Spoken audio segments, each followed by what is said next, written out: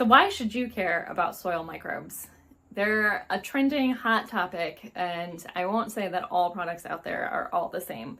We have live microbes in our products that we have tested for functionality. And what I can tell you is that there are so many different types of microbes out there. In fact, in a teaspoon of healthy soil, there should be more species of bacteria and fungi in that soil than there are people on this planet. And so there's so many different things that they're doing that it's incredible to see the difference between healthy soil and poor soil. So if you think about the rainforest in the Amazon, they do not have any fertilizer that's being applied every year, but things grow like crazy, don't they? They grow healthy fruits and vegetables just naturally wherever they happen to land. And why is that? That's because those leaves fall to the ground in the rainforest and then they get turned back into organic matter for the soil. And so they have all sorts of decomposers, the worms especially, that are helping to break it down, that get it to the soil microbes, and then the soil microbes have stuff to thrive on. And what do those soil microbes then do? They are in the plant roots and they're helping the plants grow. So how and why they do that is very different, depends on the species of microbe. But for example, there are nitrogen fixing bacteria, and so their entire job is to pull nitrogen from out of the air and turn it into ammonia. They're like little fertilizer producers right in your soil. And then they go into plant roots and they actually can go traverse across the outside of the root and they go inside the root to deliver what the plant needs when they need it. And then there's also phosphorus and potassium solubilizing bacteria as well. And so they're breaking down the rocks, the stones, the soil, the organic matter around it, and they're preferentially choosing those potassium and phosphorus stuff because the plants need it. And so they'll take it over to the plants and it's a symbiotic relationship. We like to think of the microbes underground as like a whole city. So they have roads, they have highways, those are the fungal networks that they help transport across.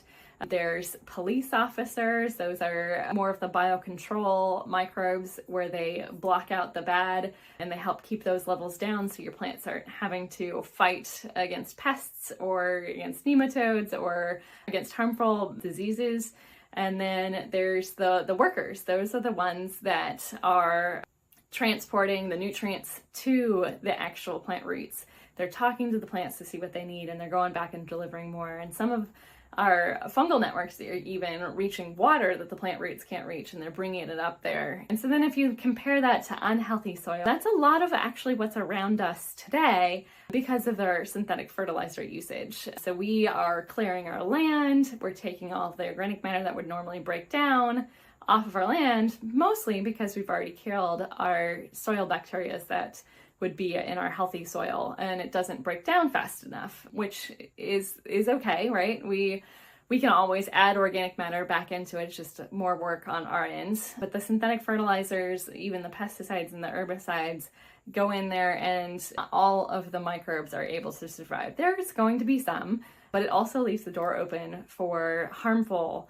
pests to thrive. And so you're having to spend the time, energy, and the plant's time and energy, as well as your money buying products to kill off nematodes that are attacking your plants, to kill off pests and diseases that are attacking your plants. And instead, your plants are not focused on just growing. So I was actually talking to a soil scientist early this week, and he was telling me about a farm in Australia where they have not applied anything for over 20 years. And what that means is they have a cornfield and they're growing the corn, and at some point during the season it just stops at a certain height for a couple weeks while their neighbors just continues to grow tall and green, which looks great from an outside perspective. The synthetic fertilizer is helping it to grow, helping it to keep that green, nice green synthetic color, while this other corn just sits there for a couple weeks before it starts growing again. And what is actually going on is under the ground, those roots are focused on growing and branching and strengthening the base of those plants so that whatever happens in 2 months, it'll be ready for. So say you have a drought, say you have a flood, those plants are now more resistant to anything that might happen in the future.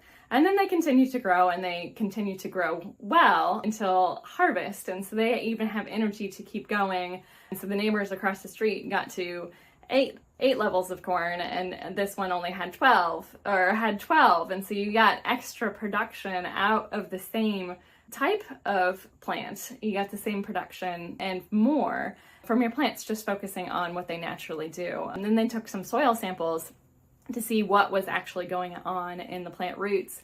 And what they saw is that the ones that had the synthetic fertilizer on them were reacting to some nematode pressure, and they were trying to keep that away while still growing. And so there was a lot of stress on the plant during that time.